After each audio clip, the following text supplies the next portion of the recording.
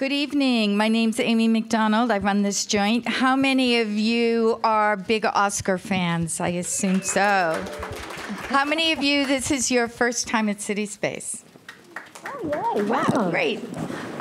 When we saw Michael Schulman, my colleague Candace actually alerted me that the paperback edition of Oscar Wars was being published just a couple weeks ago.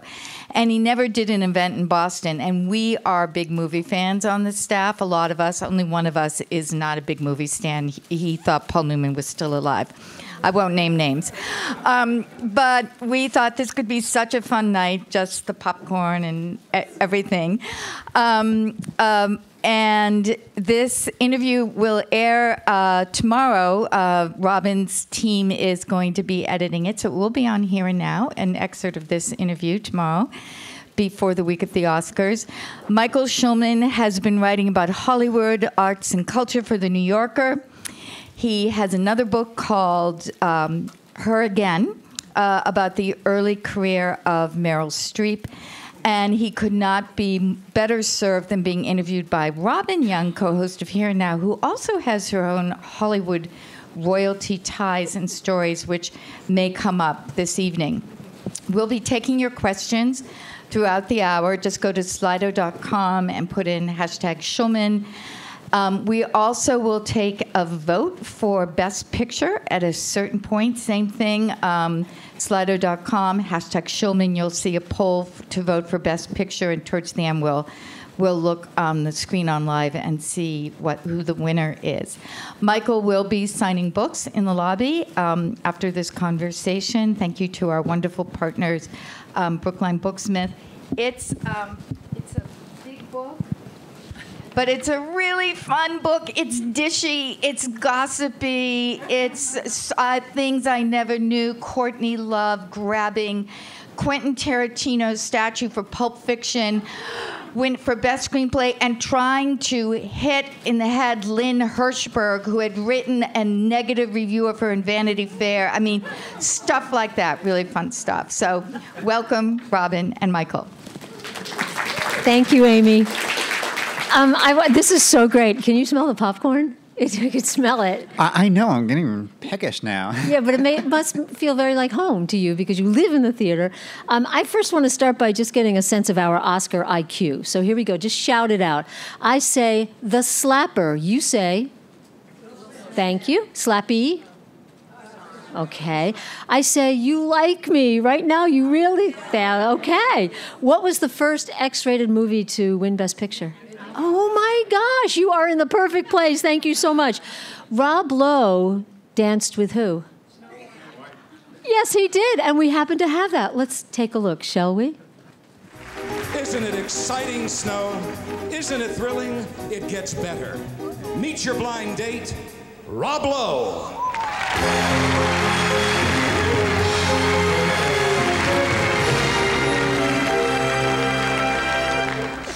Mr. Lowe, I'm such a fan. Really? Well, I'm a big fan of yours, Snow, but you know, there's so much I'd like to know about you.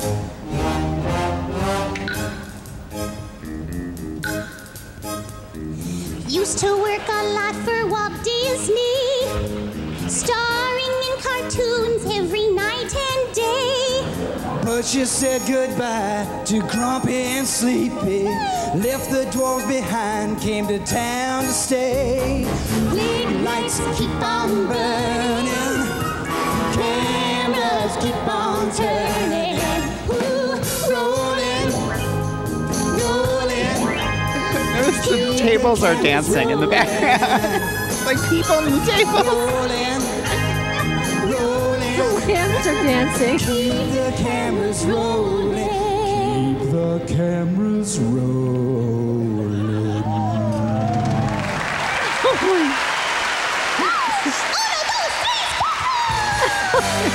Stop. Yeah, this thing goes on for 11 minutes, this number. I know, right? I think, okay. Shoo, thank you. Okay, worst Oscar show ever, discuss. Michael Schulman, thank you from me for coming here tonight. You write about that. I just want to start there. It's kind of in the middle of the whole history of the Oscars. But I had no idea that the young girl, the poor young struggling actress who was picked to play Snow White. It was almost a hostage situation. She was hidden. She couldn't speak to anyone. She had no idea what she was doing that night. Oh, that's right. I talked to her. I found her. Eileen Bowman is her name. She was like a church girl from San Diego, and she was called to Hollywood to audition for something. She thought it was like a Vegas show, and she spent all day auditioning, and she was up against this other girl. They both had to put on Snow White outfits, and then the director of this number had them walk down like Beverly Hills holding hands because he wanted to see how people would react to two Snow Whites holding hands walking down the street. Like, just the most insane stuff. And I mean, yeah, and then she did this number. The next day she wakes up back in San Diego. Someone knocks on her door, and it's a lawyer who hands her like a giant stack of papers, and she doesn't know what it is, so she just signs it. And it was something that like barred her from talking about her experience for 11 or 13 years or something like that. Fortunately, that period is long over since 1989, so she could tell me everything. I think it was considered the worst Oscar show ever, and we'll get to who was behind it. But let's go to the very beginning. The Oscars and the Academy of Arts and Sciences, the brainchild of Louis B. Mayer in 1927. You quote people, speaking of him, calling him the devil incarnate, not just evil, but the most evil man, untalented, mean, vicious, vindictive. What did it mean that he's the fellow who created Oscar? Well, yeah, it's funny. When the story of his brainstorm was basically one night he had some people he worked with over to his beach house in Los Angeles. And over after dinner drinks, he was sort of playing solitaire in the study, and they start talking about how everyone is fighting in Hollywood, the actors and the directors and the producers, and he pipes up and he sort of has this utopian vision of, how Hollywood needs an organization that can help everyone live in harmony, and it's very sort of lofty and high-flown. And that is a lot of how the early Academy talked about itself as kind of a league of nations that could resolve disputes and uphold the dignity of motion pictures. That is all fine. Sounds great. What was happening beneath the surface was a little more diabolical. There were signs that the creative professions, the actors and writers and directors, were inching toward becoming unionized. And someone like Louis B. Mayer, who ran his own studio, MGM, he wanted unfettered access to his workforce. And so, in part, the early Academy was a kind of ploy to preempt unionization because they would oversee contracts and resolve labor disputes. Like if someone was fired and wanted to launch a complaint against their employer, the Academy would mediate it. And at the same time, Hollywood had just come off of a string of very salacious scandals. If you know anything about like early 20s Hollywood, there's like rape, murder trials and mysterious murders and Fatty drugs. Arbuckle. Fatty Arbuckle, William Jessamine Taylor. These are all the kind of early Tinseltown scandals. And Hollywood had a terrible image problem. Then as now, there was a culture war, and a lot of people out in the country felt that Hollywood was this cesspool of sin, to the point that there were a lot of moves being made towards censorship, so that the movies would not corrupt the youth of the nation, and so on. And the Louis B. Mayers of the world didn't want that either. So part of what the Academy was for was to rebrand from cesspool to Academy. It's very lofty. And that's kind of the goal that the Oscars grew out of, this sort of instinct to enshrine the movies, make them seem like a noble, highbrow art form instead of, a Gomorrah. Well, he could also control everyone, he thought it would seem, because he said later, if I give, them cups and awards, they'll kill themselves to produce what I want. And as you show through the history of film, it didn't work out that way, because over the course of, however many years, every other decade, there'd be a huge sea change because of what the culture wanted, that it would impose on Hollywood. We'll talk about that. But I loved reading about, some of the early Hollywood. I just loved it. Let's see. 1941, Joan Fontaine makes her first appearance in the book. It's just after the bombing of Pearl Harbor, and FBI agents have knocked at her door because she and her sister, Olivia de Havilland, were both born in Tokyo. Their father happened to be a lawyer who happened to be based there. And they were not thought of Japanese descent after that knock on the door. So they don't get shipped off to detention camps like the rest of the people who'd been born in Japan. They are free to become the biggest, meanest sibling rivalry in history. Talk about this a little, because they were very vocal about it. Yeah, so Olivia de Havilland and Joan Fontaine were these two very refined screen actresses in the studio age. And they competed about everything. They, according to them, it went back to the crib. When one of them got sick and the other got, and got too much attention and the other one got jealous. And then they had like a fight at a pool where one of them pushed the other onto the pavement. Just nasty. And, they competed over men who would get married first. Olivia became a movie star, and then Joan became a movie star. And this became the race for who would win an Oscar first. So Olivia was nominated first for, can anyone guess?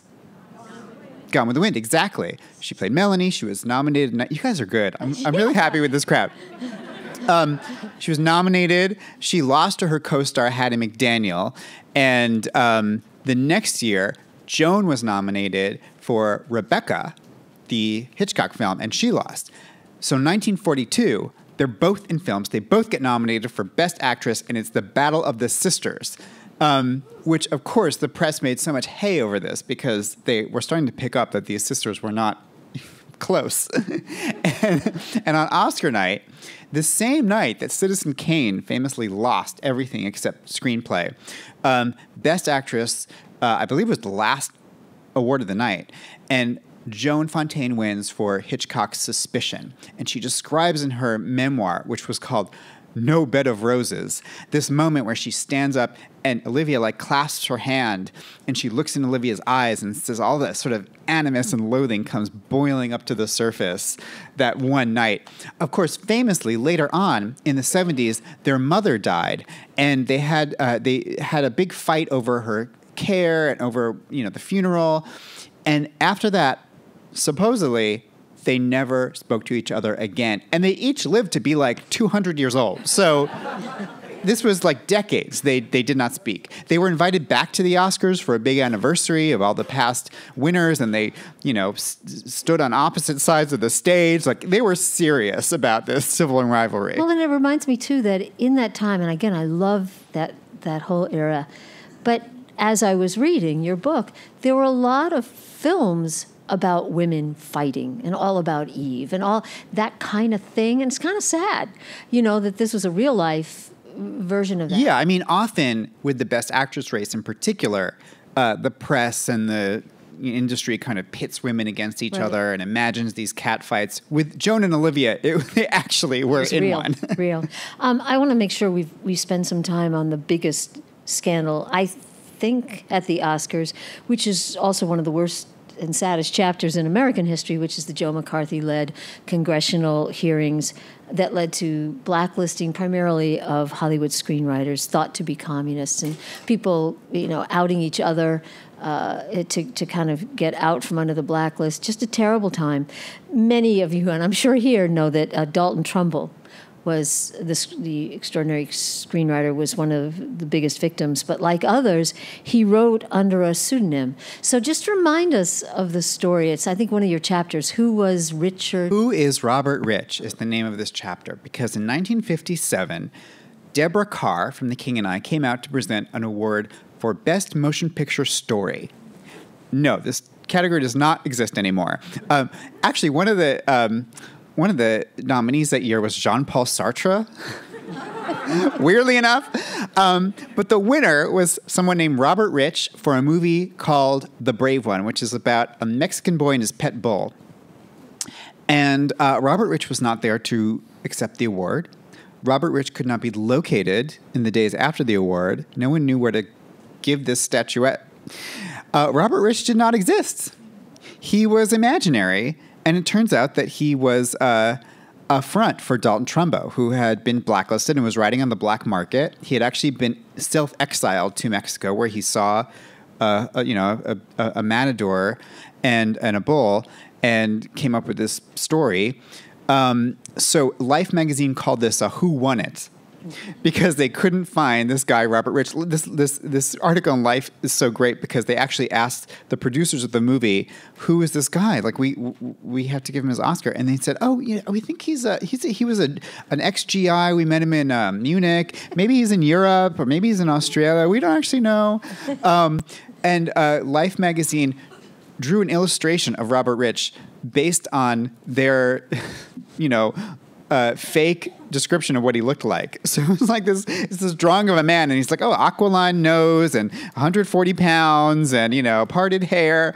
But he was a figment. He was a figment of the blacklist era. Well, and there are many others who did the same thing. You write about Carl Foreman. Mm-hmm. This is so sad.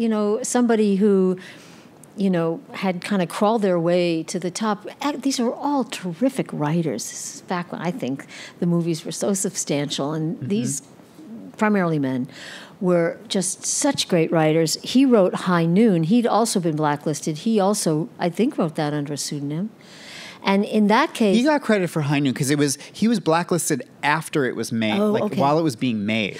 But he knew, he was well aware, as everybody was, of this news tightening. And High Noon, if you'll remember, is about a sheriff who hears from the bad guys that they're going to come into town at high noon and they're going to take over this town, and he goes and tries to find someone to help him, greet these people on the train, and nobody will. So it's this lone man at high noon. That was his way of writing about how he felt this, right? Absolutely, yeah. I mean, before he was blacklisted, he was seeing what was happening. He was seeing people in Hollywood suddenly turn their backs on anyone who came under suspicion. If you saw someone you knew on the street, they'd turn away from you. And he wrote a movie that was really about cowardice, as the Gary Cooper sheriff character goes to every person in town to try to get help, and everyone turns him away, and he's left alone to fight these bandits. And incredibly, as the movie was being made, Carl Foreman himself was then blacklisted. So this story he came up with then became his own life. And what's even crazier is that year, 1953, when High Noon was nominated for Best Picture, it lost because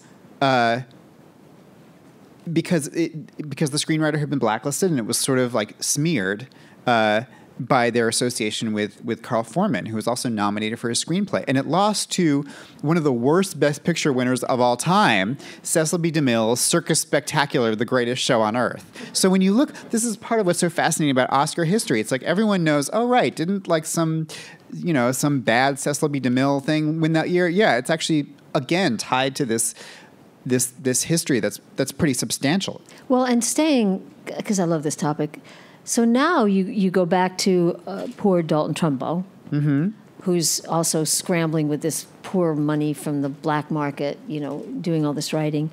He also writes Spartacus for Kirk Douglas and comes up with that famous scene because he also layers his personal story, but does it in the opposite way of Carl Foreman. Carl Foreman writes about the individual all alone. Trumbo writes that Let's shout it out. What's the famous line? Who is Spartacus? So the Roman general comes to the crowd of enslaved. The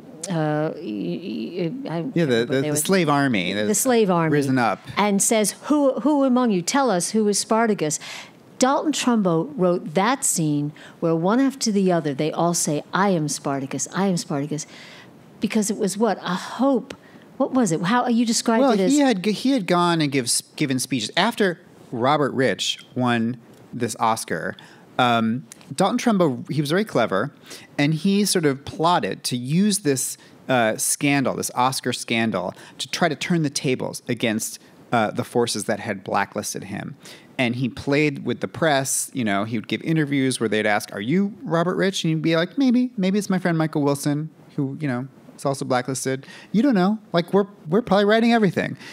He was so clever about it. And this kind of farce went on for 2 years. And he would give speeches where he'd say, Robert Rich is the unknown artist. Robert Rich has as many faces as the blacklist itself.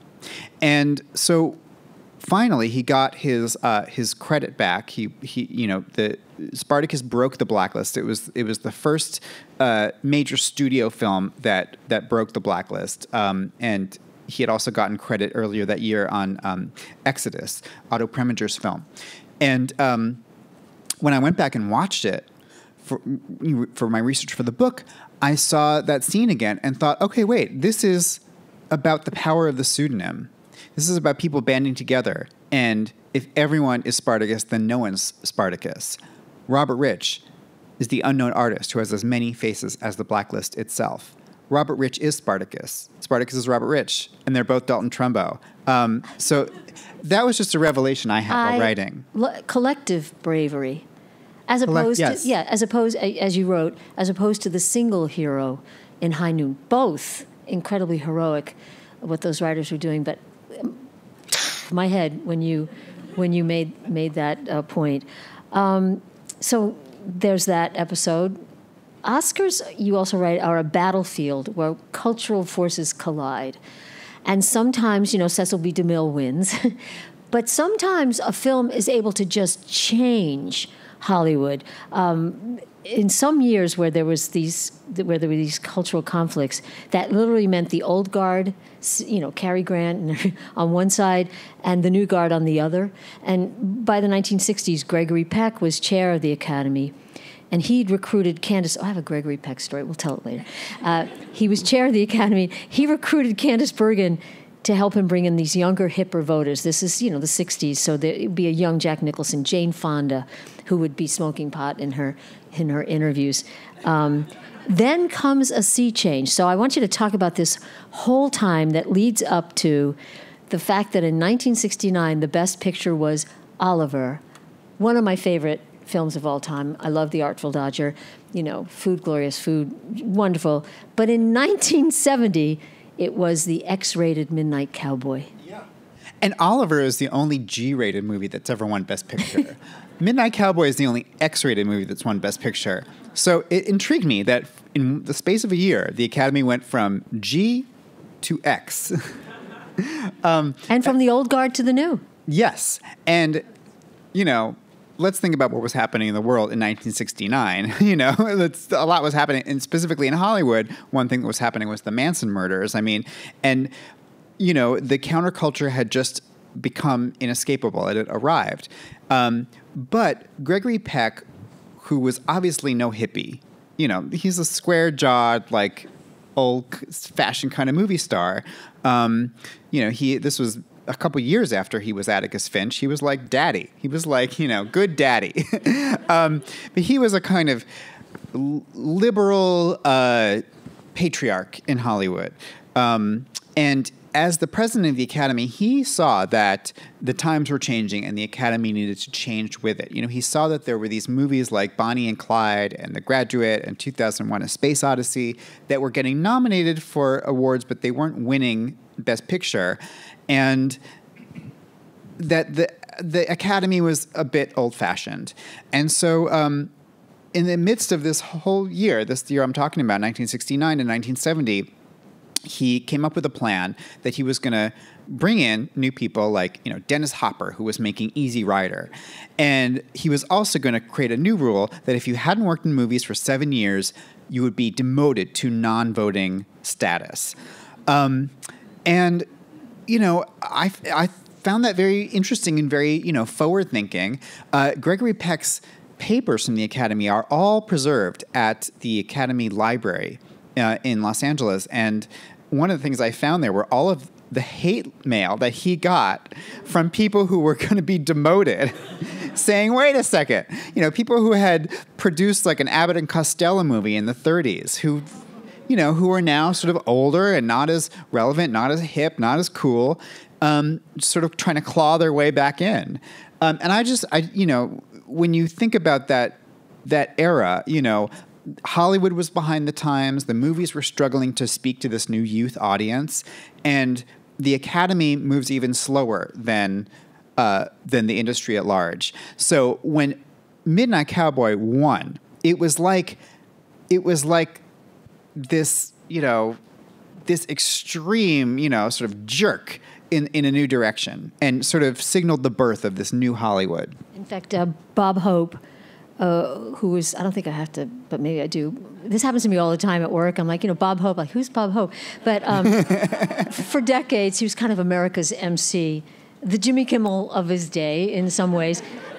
He summed up this change in the shock waves that went through when Midnight Cowboy won that night in his closing remarks. So let's listen to that. The folks who dream up those shadows that appear on your neighborhood screen have tonight put their best foot forward. Hollywood peddles not only dreams, but truths. Those figures on the screen are not mere shadows, but living, breathing people who try to solve their problems as their conscience dictates. Never again will Hollywood be accused of showing a lollipop world. Perhaps by showing the nitty-gritty, by giving the world a glimpse of the element of violence and its destructive effect, it will help cool it. Whatever violence the screen has shown was not an example to follow, but to see in its full destructive power. The troubled, kooky characters that have peopled the screens are not examples to emulate, but to learn from and try to understand and hopefully perhaps contrive help for. More and more films have explored the broad spectrum of human experience. They have fearlessly, and for the most part with excellent taste, examined behavior long considered taboo. And they have contributed greatly to the understanding of the differences that exist among us. The worldwide popularity of American movies proves that Hollywood speaks a universal language, and the neighborhood movie house is in a sense a meeting place of all the people, laughing at the same absurdities, hissing the same villains. Perhaps a time will come when all the fighting will be for a place in line outside the theater or a better seat inside. I hope so. Films are a mirror held up to nature. Perhaps if we take a good look at ourselves, we'll walk out of that dark movie house just a little better, a little clearer on what the world is all about. So that is such an amazing speech, because he is totally missing the point. He's like a pastor up there saying like, oh, these new characters will show us what not to be. Like, that's not the point of Easy Rider. Wait, did you hear that? I didn't hear that. I heard, look, I agree with you. I don't think I've ever heard the Oscars explain, why a film won, or what the importance of it is. I don't, it seems almost as if they felt we have to say something because this is so shocking. Oh yeah, I mean he's grappling in the moment with this sea change in the movies, and that's what I think is so fascinating about this speech. But I also think he's misreading them. It's like the point of Midnight Cowboy and Easy Rider isn't that like you should watch them on the screen and then realize, okay, that's what not to do because it's immoral. Like he's just not getting what these movies are all about. They're cool. Yeah, that's Easy Rider. They're cool. They're bikers. They're doing drugs. You want to go on the road with them, not say, I will not do that. They're going down the wrong path. I hear you on that. I hear you on that take. But I think I also heard a little of, and I don't know if he could immediately write something like this, or I don't know if it was the writers who felt they had to do this, but I thought I heard them saying, look, innocents do come to try to make it in New York City and end up being gay hustlers. These are people that we need to know about and have compassion for, even if you haven't seen them before. I think I heard a little of that too there, but it is overall astonishing that they felt they had to say anything. Yeah, and I love that line, never again will Hollywood be accused of showing a lollipop world. That's the part that he gets absolutely right, because if you think about the decade that follows this, the 70s, that is not a lollipop world, what was in movies in the 1970s, and it was a golden age. Thank you so much for bringing our attention to that, and to all these other things. I want to take 1 second to ask how everyone's doing, your popcorn. And remember that we want to get your vote over the course of the night for Best Picture. So you can do that now. You can just go to Slido.com and enter Schulman, and you'll see a poll so you can take a vote for the best picture of, for what's coming up this year. But while you're doing that, I just want to, I might sporadically throw these out because I've had a weird, this kind of weird intersection with this topic. I don't, nothing like, the life that you have immersed yourself into. But you mentioned the Charles Manson murders. And I think it was Candice Bergen who gave you such great insight into Hollywood. And I think, wasn't she going to be moving into the Cielo Drive? She lived there before Sharon Tate and Roman Polanski did. Yeah. She lived there with her boyfriend, Terry Melcher, and then they moved out. Well, you know who else lived there? Because it was owned by a top agent, Rudy Altobelli, owned that house on Cielo Drive. And my brother, who was an actor, he was in The Deer Hunter and Hare, John Savage was his name. He actually lived in the guest house and happened to be away the night of No the murder. way. Yes. And I wasn't a fan of Rudy Altobelli for different reasons, but I remember going back once. This is terrible. This is really terrible. But John was, back in the guest house, and we were visiting him, so we went over to see Rudy in the main house that he had rented out. And he left stains on because conversation piece. Yikes. Yeah. Well, the story I love from Candice Bergen is that she had lived there with her boyfriend, Terry Melcher, who was Doris Day's son. And they moved out right before the murders happened. And when she found out, she said she and Terry were kind of having a rough time of it. And she goes, "That could have been me. I could have been killed." And he goes, "We could have been killed." And then they broke up. It still gives me the heebie-jeebies, though. It was a terrible, terrible time, and terrible place to be. But there you go. That's the time that we're talking about that was rocking Hollywood in particular, but it was also opening up to, as you said, this decade that came where people were showing the violence. Yeah, and I'm sure that was kind of on Bob's Hope mind, too. Yeah. Is that sort of, America's lost its mind.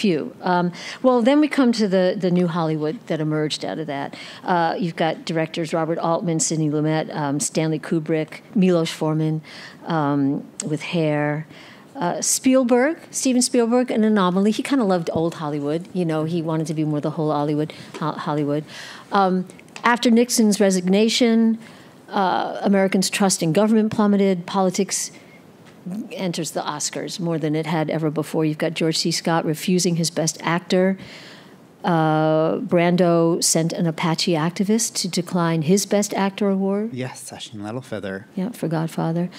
And then probably the most fun protest, which at the time I didn't know it was a protest, was the streaker at the 1974 Oscars with David Niven. We just want to take a look, and then you've done extensive writing on this. Let's just remind ourselves. We do something to try and help keep people sane. We turn out entertainment. The award for the Best Picture is never lightly given. And now, to divulge the contents of this year's most important envelope is a very important contributor to world entertainment, and someone, quite likely,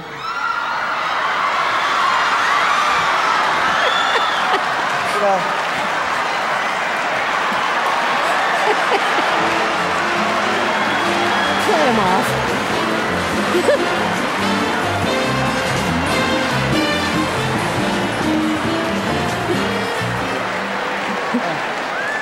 isn't it?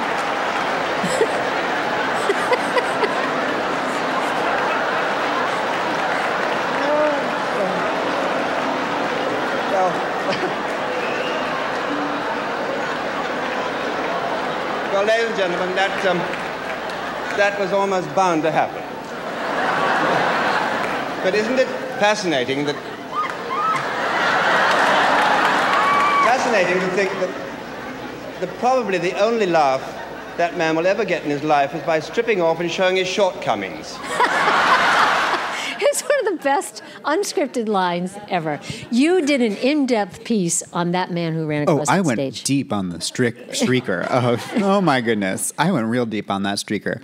I want to know. So I originally planned to make this a chapter of Oscar Wars. You won't find it in the book. And here's why.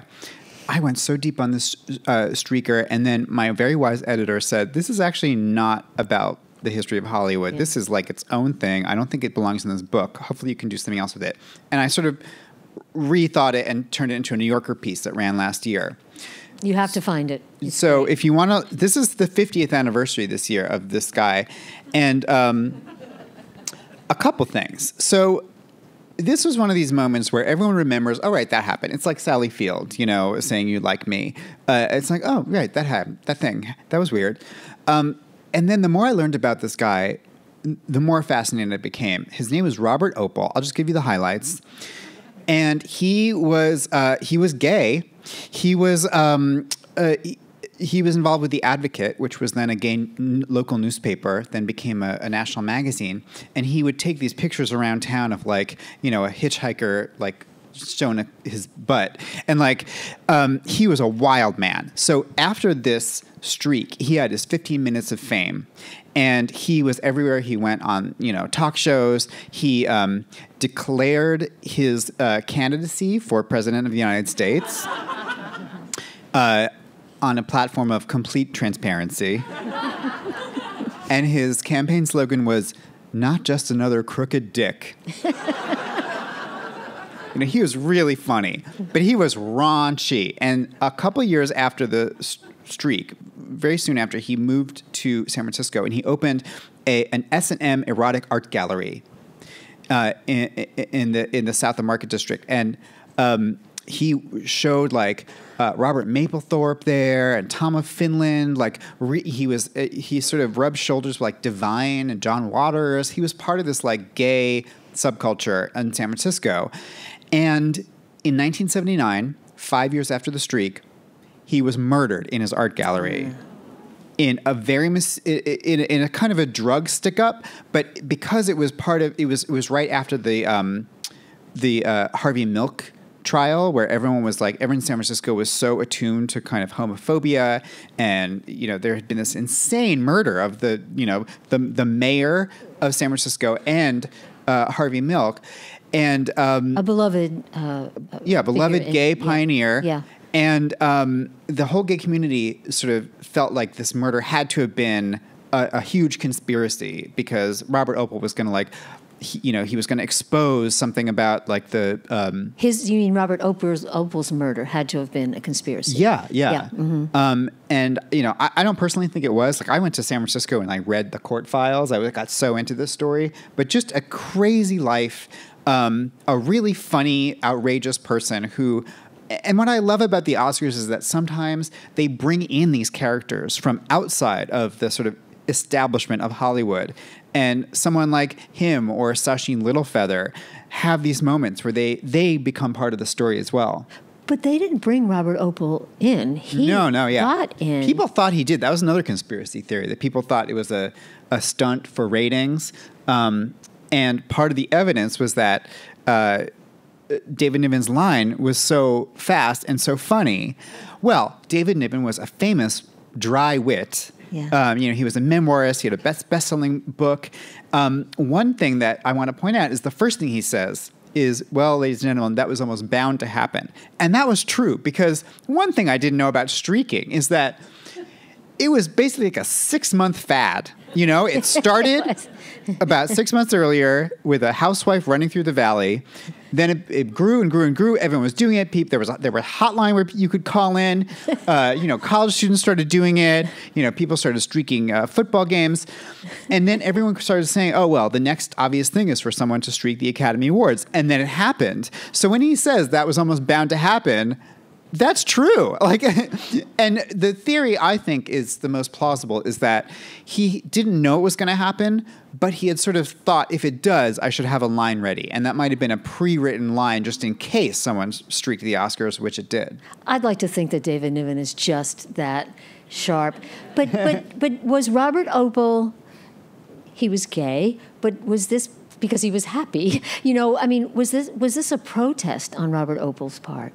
It wasn't a protest so much as it was pro liberation. It was a a celebration of the human form. It was all about, I actually went in some archives and found like he had written like a manifesto for nudity. And he said, the one thing that we can do to all sort of liberate ourselves is one word: undress. So he was a lover, not a fighter. He just brought so much joy that night, and I'm so sad to hear about his life, so how it ended. So thank you, Michael Schulman, for taking the time to go find out who he was. Just want to thank you for that. By the way, you mentioned Sally Fields. So I don't mean to insert myself again. Please, let's hear it. So we have talked about this. I would love to talk about some more of these, just those moments that you remember, because things happen at the Oscars and you just don't forget it. It just makes such an imprint. And one of them was the night that Sally Fields won, and she said, you like me, right now you really like me. It got distilled down to... It's been much misquoted, as you really, really like me. But yeah. She said, you like me right now, you like me. When she won. What did she win for again? Places of the Heart. Places of the Heart. Well, I happened to be there that night because my sister was married to Robert Duvall, who, these things happen, who among us has not had a sister married to Robert Duvall? Come on. And the previous year, he had won for Tender Mercies, and so as the best actor from the previous year, he had presented to Sally Field. And what I didn't know was as soon as this event happened, they come and they sweep you. And so they come and they grab my sister and I, and we go, and we're all getting into this elevator, and it's just Sally Field, Robert Duvall, my sister and I, that's it, in this elevator, which is the magic elevator that's going to immediately send them out a chute into the scrum of reporters.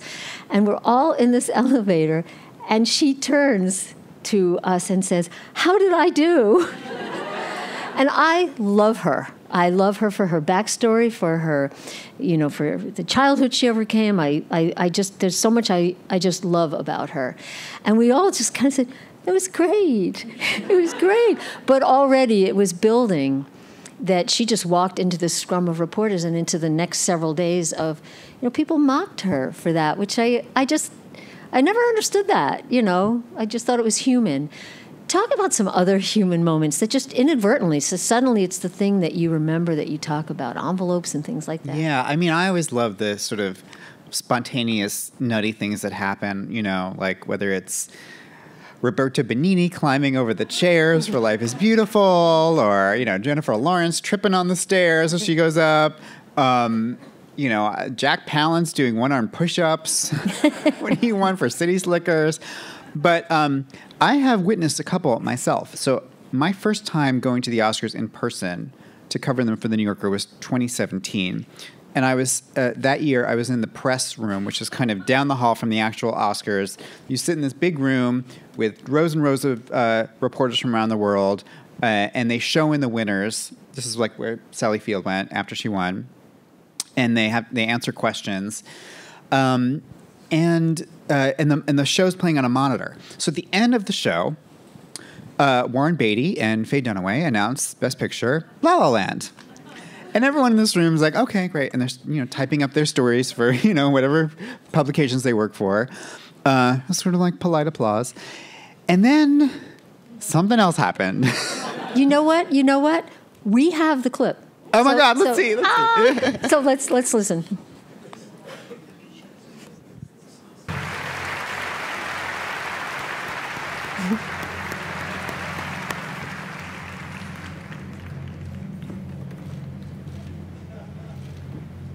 Notice how confused he is. Warren Beatty's like, what am I looking at? For Best Picture. Something does not compute. Come on. Ask Faye Dunaway for La help. La Land. And she's just like, La La Land. And here they come. Sorry, no. And they all get up there. There's a mistake. Yep. Moonlight, you guys won Best Picture. Moonlight won. Come on, this is not a joke. This is not a joke. I'm afraid they read the wrong thing. This is not a joke. Moonlight has won Best Picture. Moonlight, Best Picture. So when that happened in the press room, I remember so well, everybody screamed.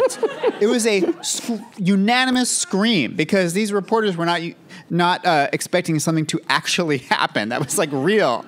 And then we all had to figure it out. It was like the mystery. Nobody understood what the hell had happened.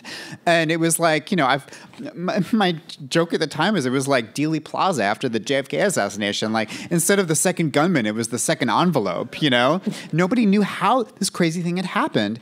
And, eventually it was revealed over the course of hours and the next day that, they had the wrong envelope given to them. And it was actually, it had said Best Actress Emma Stone, La La Land, which is why Warren Beatty was so confused. He shows it to Faye Dunaway. Can you help me here? And she announced She just sees the word La La Land and says them.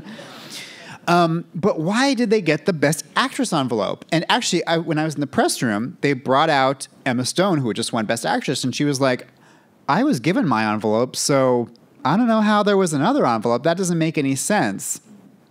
So much intrigue. Well, I really, for the book, wanted to figure out exactly what happened, exactly how this happened. One of the reasons is that, the only two people who know the winners before they're announced are the two accountants from PricewaterhouseCoopers, who each of them stands on either side of the stage, one on stage left, one on stage right, and they each have a briefcase of every single envelope.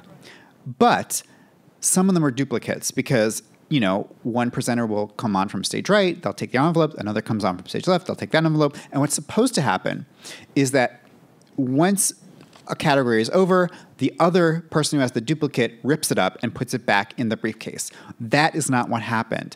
The accountant on stage, whatever it was, his name is Brian, and he was infamous because he looked like Matt Damon. And actually, a few years earlier on the show, they had done a little bit where Neil Patrick Harris brought him out and did a joke about how he was like the accountant who looked like Matt Damon. Anyway, he was backstage. He was taking pictures and tweeting of movie stars. He was not quite on the ball. He was also very concerned that they were using a new piece of tape to close the envelope, and he was trying to show Warren Beatty, here's the right way to open it with your finger so you don't struggle.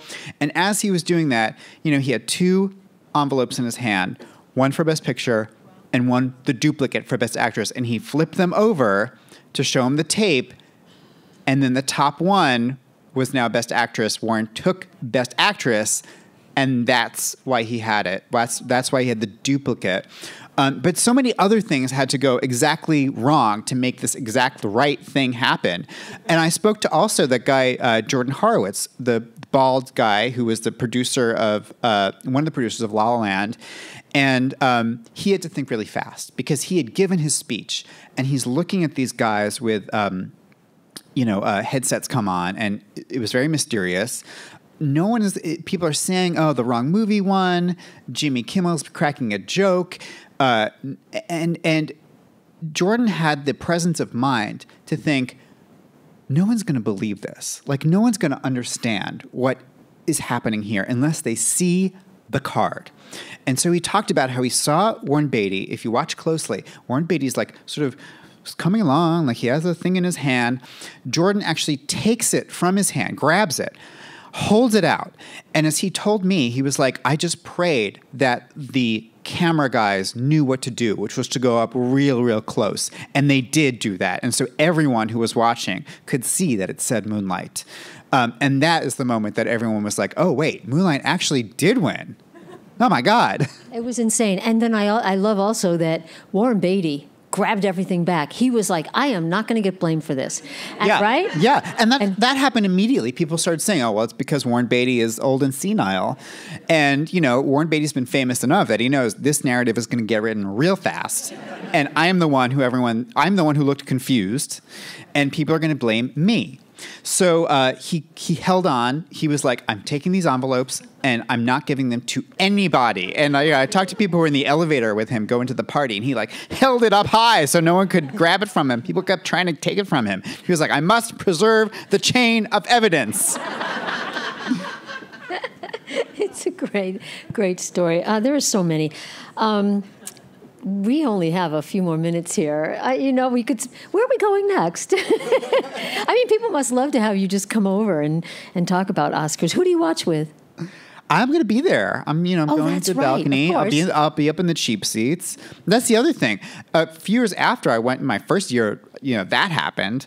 It was crazy. I went back a couple times, and then 2022 I'm sitting up in the balcony at this point, and suddenly see Will Smith get up on stage and do something that I couldn't tell. Now, if you were watching at home, you know that watching it on TV, you could see it in a close-up, but you couldn't hear what was being said because they bleeped it out. Well, actually, let's remind people. Shall we? Jada, I love you. G.I. Jane 2, can't wait to see it. All right?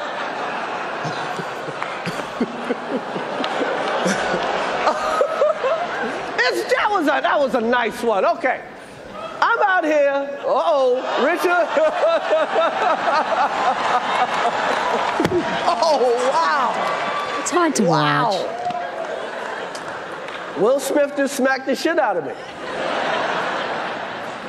Keep my wife's name out your fucking mouth. Wow, dude. Yes. It was a G.I. Jane jump. Keep my wife's name out your fucking mouth. I'm going to, okay?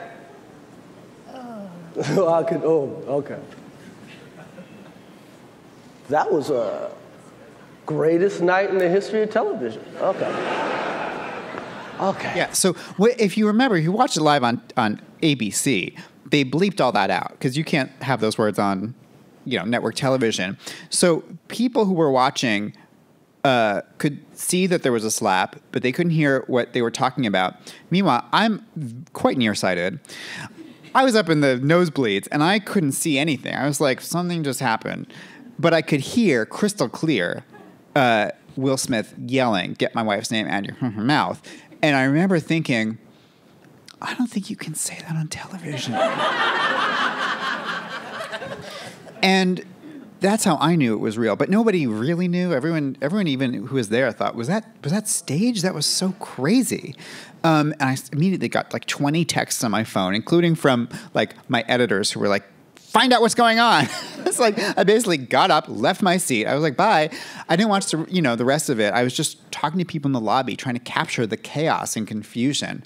And what was crazy about it is right after, as people were kind of processing that this happened, we then all collectively realized, oh, wait, Will Smith is probably about to win Best Actor.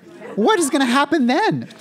And so I was on the lobby floor, on the ground floor lobby, the orchestra lobby, where all the sort of famous people hang out and drink.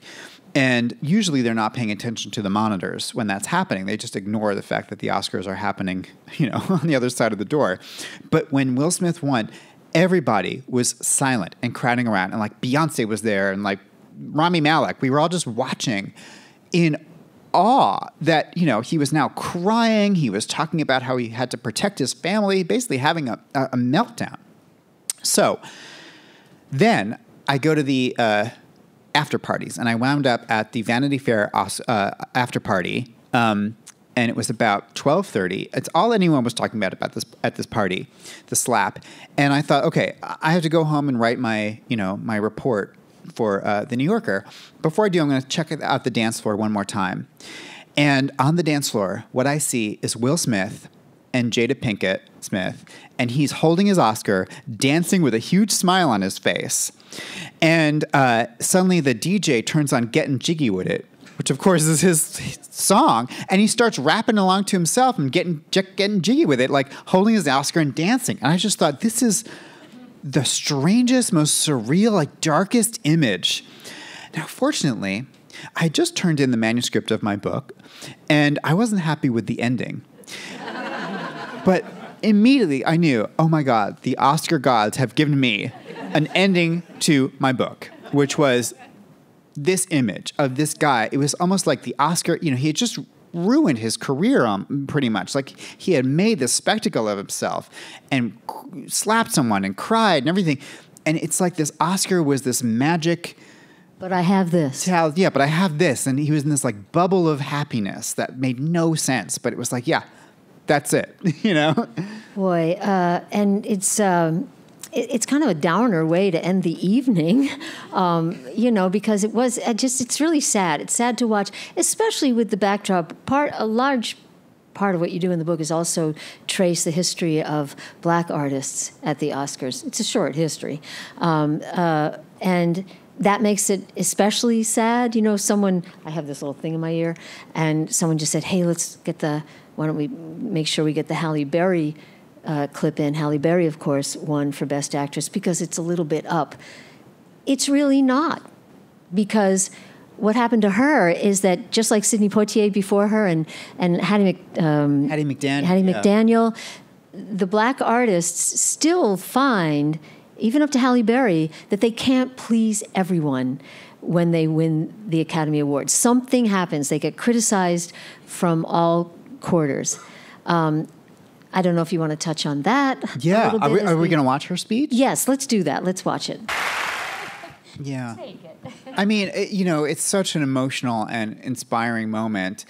And as were, you know, Hattie McDaniel and Sidney Poitier decades earlier, winning as black winners for the first time in their categories. They gave these incredible speeches. These were sort of celebratory moments. And yet, the closer I looked at their stories, the more I saw how fraught and isolating it was for each of these individual winners. And, you know, a couple things that she says in that speech are, you know, this moment is so much bigger than me, and tonight a door has been opened. Well, you know, she was the first black actress to win Best Actress in 2002, so think about how long it took, and then none have won since. And in 2016, in the midst of the Oscars So White scandal, Halle Berry gave an interview where she said, you know, I thought that moment was bigger than me, but maybe it wasn't. I thought the door had been open, and it's heartbreaking to think that no one else has walked through it.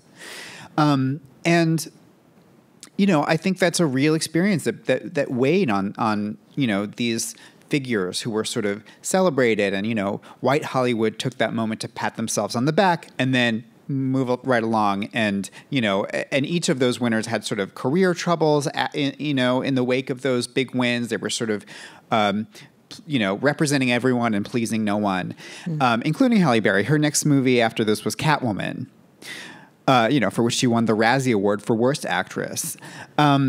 And, you know, it just was not an easy experience. And, you know, I end the book. The last major chapter is about the Oscars So White year, which, you know, it was 2016 and 2015, 2 years in a row. The actors in all categories were white.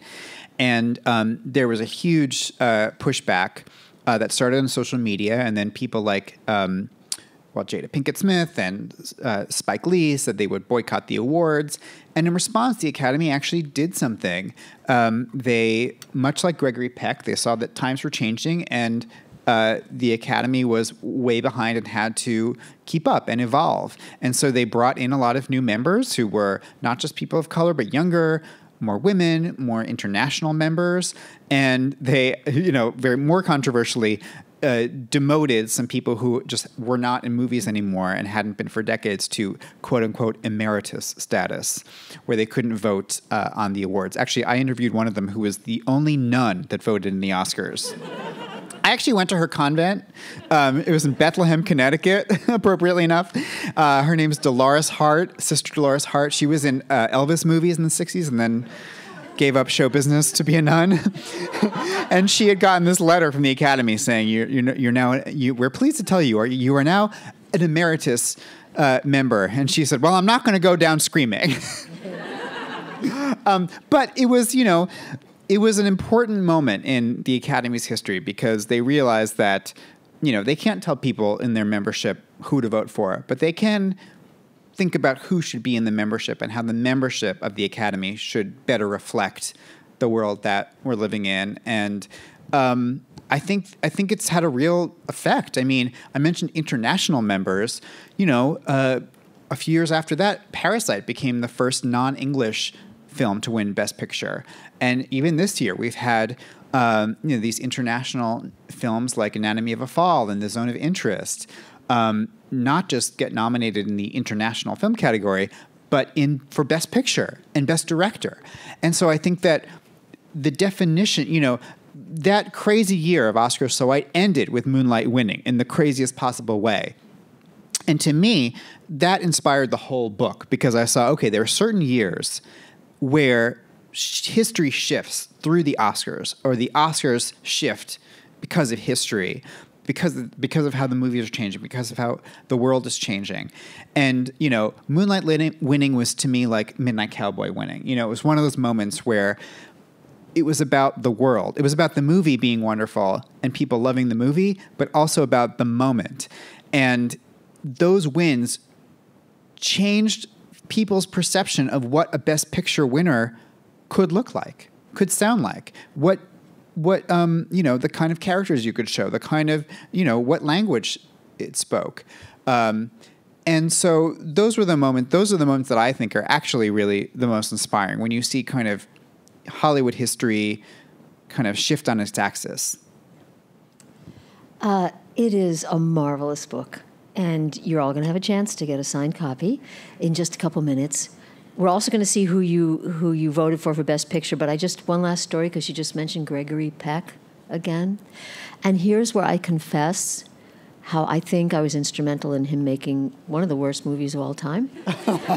So one year when I was at the Oscars, again, a sentence I don't normally form, it was at the after party, and I think it might have been when Bobby won the year he won, because we were gathered with all of his friends. And so I'm sitting at this little table. You know what the after parties are like. It's just so grand, and all these little tables. And there's Placido Domingo and Gregory Peck and someone else. He's small, just a little small table where I happened to be leaning, And Gregory Peck had like his head in his hands. So this had to be mid-'80s. And he had kind of his head in his hands. And he is my favorite actor of all time. And he was my family's favorite actor. Yeah. And so I'm like, Mr. Peck, really, you should make a movie. I mean, he said, nobody will want to see me. Nobody wants to see an old man. I'm all gray and everything. I said, no, I'm telling you. You were my family's favorite actor, and we adored you. And people of my generation, probably that 35-ish, we love you, and I would love to see, really? No, nobody would want to see me do anything. No, it's all over. And then a few months later, I read he made that terrible Western with Jane Fonda. I don't even remember the name of it. Do you remember it? No, I don't. It's like one of the worst movies ever made. Oh, my gosh. Okay, let's see who you guys voted for Best Picture for this Sunday night. Ooh. Oppenheimer, I believe. Well, I can't see it. Oh, yeah, Oppenheimer wins, as it probably will in you think the actual Oscars. Yeah, Holdovers is number 2. Nice. Barbie number 3. Maestro got 0 votes. On the Zone of Interest got 0 votes. Wow. Yeah. Interesting. Thoughts? Interesting. Very interesting. Yeah. Well, I think this actually probably is what the Academy vote is going to look like. We'll never know with the losers how much they get, but yeah. What just happened? But by the way, I'm just informed the movie was Old Gringo. I've not heard of. Don't even. I think they're all invited to become members of the Academy. Yeah. Michael Schulman, thank you so much. Oh, thank you so much, both of you. Thank you, Robin. Thank you. That was a blast. Coming up next, this crowd would probably enjoy Tuesday, March 19th. We're having a program about accessibility in the arts with Speakeasy Theater Company.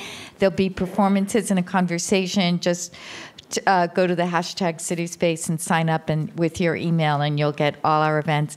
Michael, I think you're going to be signing a lot of books. Yes, and actually, I have a question for people who are going to get books signed. Tell me, I want to hear what you think is the biggest snub, like the one that really gets you here, biggest Oscar snub. When they go by? When you meet me, I want to hear what your favorite or least favorite snub is. Excellent. Okay. See you Thank you all. Thanks. Thank you.